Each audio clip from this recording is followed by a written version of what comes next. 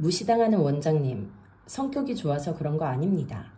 속눈썹 샵 하다 보면 별 고객을 다 만나시죠. 이거밖에 안 돼요? 라고 하면서 그냥 툭 던지는 고객도 있고요. 정말 시술이 잘못돼서 눈이 붓거나 혹은 빨리 떨어져서 오시는 고객도 있고, 아예 처음부터 트집 잡아서 공짜로 뭘 뜯어내려고 하시는 고객도 있습니다. 문제는 이 세 부류를 원장님들이 똑같이 대응하신다는 거예요.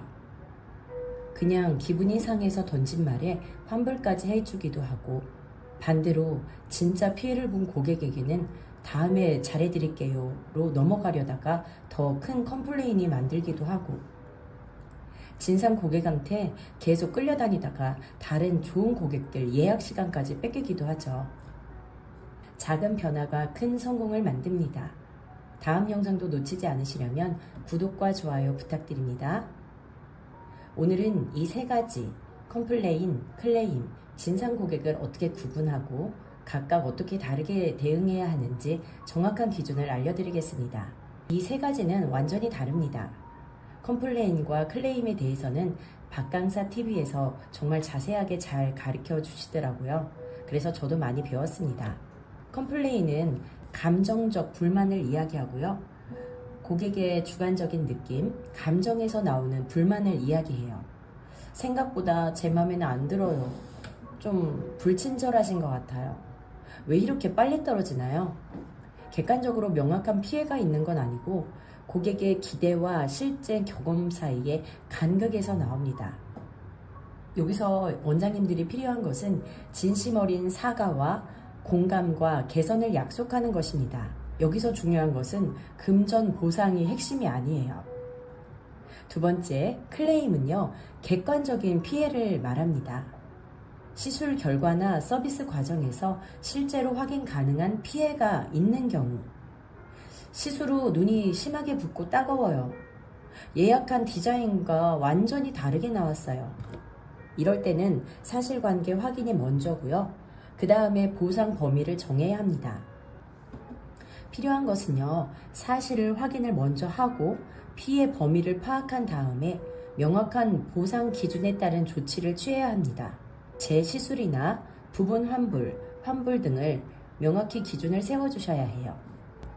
제가 초보 원장 때 잠깐 자리를 비우러 간 사이였어요.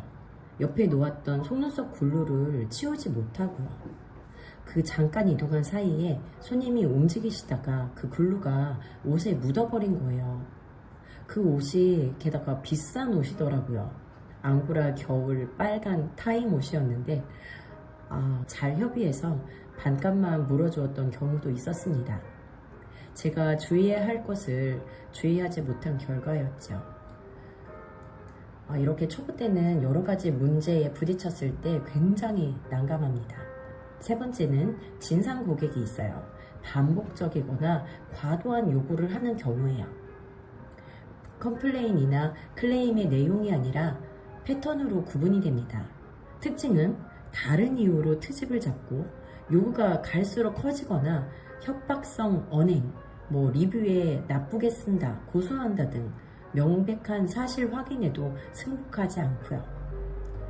이럴 때 우리 원장님들이 꼭 필요한 것은요, 감정적 대응은 금지하고요, 원칙과 기준을 반복해서 명확히 제시해 주셔야 합니다.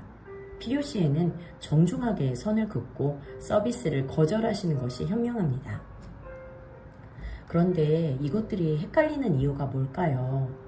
정말 왜 다 똑같이 대응하게 될까요? 가장 큰 원인은 명확한 보상 기준이 없다는 것입니다. 이 기준이 없으면 원장님들은 그때그때 상황과 감정에 따라서 대응하게 되고, 그러면 어떤 고객에게는 과하게 사과나 보상을 하게 되고 또 어떤 고객에게는 부족하게 대응하는 일이 생기게 됩니다. 그리고 이걸 지켜본 진상 고객은 이 원장님은 세게 나가면 통한다는 걸 학습하게 되는 거고요. 즉, 진상 고객을 만드는 건 사실 원장님의 일관성 없는 대응일 수도 있다는 거예요. 자, 그러면 박강사 TV에서도 이렇게 유형별 실전 화법을 말씀해 주시더라고요. 컴플레인에 대응할 때는 인사, 고, 과 이 4단계를 기억하라고 하시더라고요. 첫 번째, 인정하기. 찬성이 아니라 존중한다는 의미로 그렇게 느끼셨겠네요. 두 번째, 사과하기. 무엇이 잘못됐는지 구체적으로 언급하며 제가 꼼꼼히 확인했어야 했는데 놓쳤습니다. 죄송합니다. 이렇게 사과를 해주시고요. 세 번째, 고마움을 전달하기. 말씀해 주셔서 감사합니다. 덕분에 저희가 놓친 부분을 알게 되었어요. 말씀 안 하고 지나가시는 분들도 굉장히 많거든요. 이렇게 말씀해 주셔서 저희가 안 것도 굉장히 고마운 부분이죠. 그리고 네 번째는요, 과정을 안내하기. 다음 방문 때는 더 나아진 모습으로 뵙겠습니다. 이렇게 구체적인 그 개선을 약속해 주시는 거예요. 클레임에 대응할 때는요, 확인이 먼저 필수고요. 그 다음에 기준을 세운 다음에 협상을 하시는 게 아주 중요합니다. 즉시 사과하거나 즉시 보상 약속하지 않기입니다. 이 섣부른 대응이 오히려 화를 키울 수 있거든요. 그래서 두 번째는요, 언제 어떤 상태였는지 여쭤봐도 될까요? 이 사실 관계부터 확인합니다. 그리고 세 번째는 사전에 정해둔 보상 기준, 재시술 가능 기간과 환불 범위 등에 따라서 안내를 해주셔야 합니다.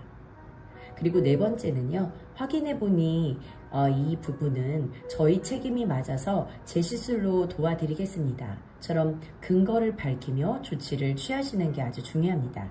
그리고 세 번째, 진상 고객 대응입니다. 원칙을 반복하시고요, 선을 긋는 것입니다. 첫 번째, 감정적으로 맞받아치지 않고 매번 같은 원칙을 담담하게 반복합니다. 저희 기준상 여기까지는 도와드릴 수 있고요. 그 이상은 어렵습니다. 그리고 두 번째, 협박성 발언에는 동요하지 않고 사실 확인 서류나 시술 전후 사진, 상담 기록 등으로 대응을 합니다. 세 번째는 반복될 경우에는 정중하지만 단호하게, 죄송하지만 이 부분은 저희가 도와드릴 수 있는 범위를 넘어섭니다. 네 번째, 필요하면 서비스 자체를 정중히 거절하세요. 모든 고객을 다 받아야 하는 건 아니거든요. 자, 마무리하겠습니다. 무시당했다고 무조건 세게 받아치는 게 능사는 아닙니다. 컴플레인인데 진상 고객처럼 대하면 좋은 고객을 잃고요. 진상 고객인데 컴플레인처럼 대하면 계속 끌려다니게 됩니다.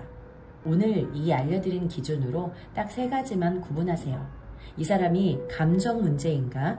실제 피해인가? 아니면 패턴을 반복하는 사람인가? 그러면 그 다음 대응은 정말 쉬워지거든요. 아직 고객 응대에 자신이 없고 미숙하다면 아래 댓글 확인해주세요. 당신의 도전을 응원합니다. 구독과 좋아요는 영상 만드는 데 큰 힘이 됩니다. 오늘 하루도 행복하세요.